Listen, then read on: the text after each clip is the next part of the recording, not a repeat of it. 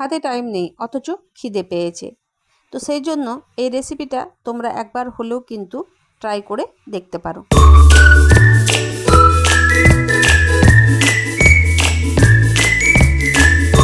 রেসিপিটা বানানোর জন্য আমাদের এখানে লাগবে একটা পাউরুটি।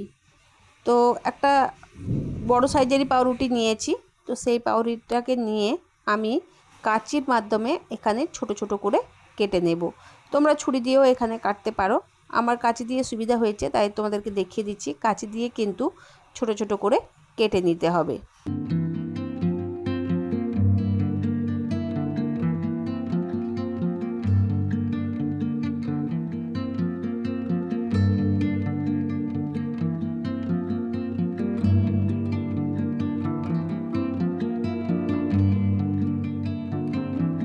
ভিডিওতে আমি যেভাবে দেখাচ্ছি পিস পিস করে কেটে নেওয়া, সেভাবেই কিন্তু পিস করে কেটে নিতে হবে।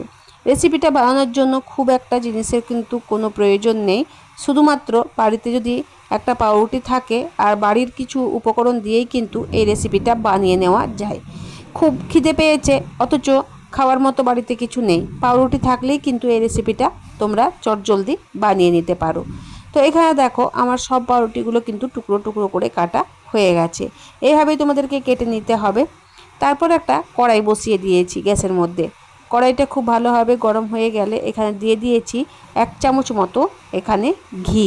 ঘিটা তোমরা অবশ্যই ব্যবহার করবে, সাদা তেল দিলে কিন্তু এখানে চলবে না। তারপরে সমস্ত টুকরো করে কেটে রাখা পাউরুটিগুলো খুব ভালো করে এখানে একটুখানি নেড়ে চেড়ে নেব। খুব ভালো করে ভাজবার প্রয়োজন নেই, শুধু একটুখানি নেড়ে চেড়ে নিলেই কিন্তু এখানে হয়ে যাবে। তারপর সেই পাউরুটিগুলো ভাজা হয়ে গেলে আমি একটা পাত্রের মধ্যে সেগুলো রেখে দিলাম।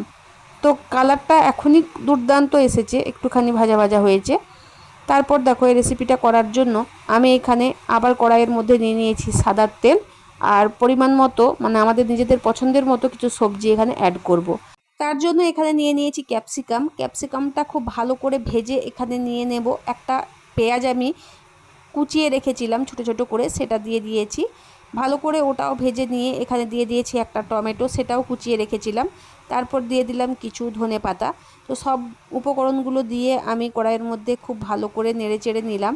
তারপর দিয়ে দিলাম এখানে কিছুটা পরিমাণ ভেজে রাখা বাদাম। বাদামগুলো দিয়েও কিন্তু এখানে খুব ভালো করে নেড়ে চেড়ে আমি দিয়ে দিলাম পরিমাণ মতো লবণ, একটুখানি সবজি মশলার গুঁড়ো, একটুখানি ম্যাগি মশলার গুঁড়ো।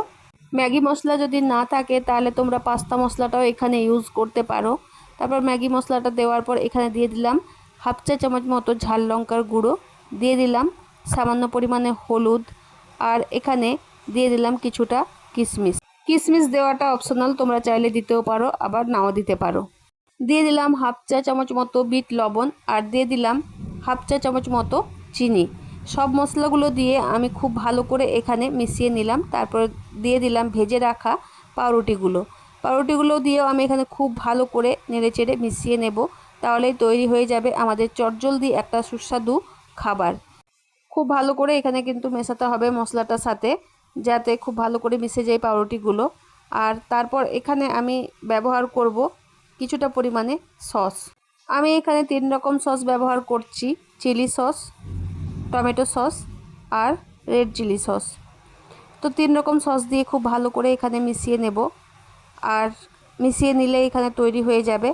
আর হ্যাঁ বন্ধুরা, তোমাদের বাড়িতে যদি কাগজি লেবু থাকে তাহলে অর্ধেকটা কাগজি লেবুর রস এখানে ব্যবহার করতে পারো। আমার কাছে ছিল না তাই আমি এখানে ভিনিগার ইউজ করেছি। কাগজি লেবু না থাকলেও ভিনিগার ইউজ করা যায়, স্বাদটা কিন্তু একই পরিমাণে থাকবে।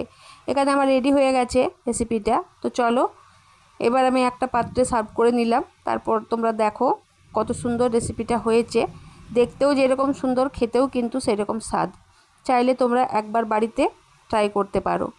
তো আজকের মতো ভিডিওটা এখানেই শেষ বন্ধুরা, দেখা হচ্ছে নতুন কোনো ভিডিও নিয়ে। ততক্ষণের জন্য তোমরা সবাই ভালো থেকো, সুস্থ থেকো, আর এভাবেই দেখতে থাকো আমার সাথে আমার ভিডিওগুলো।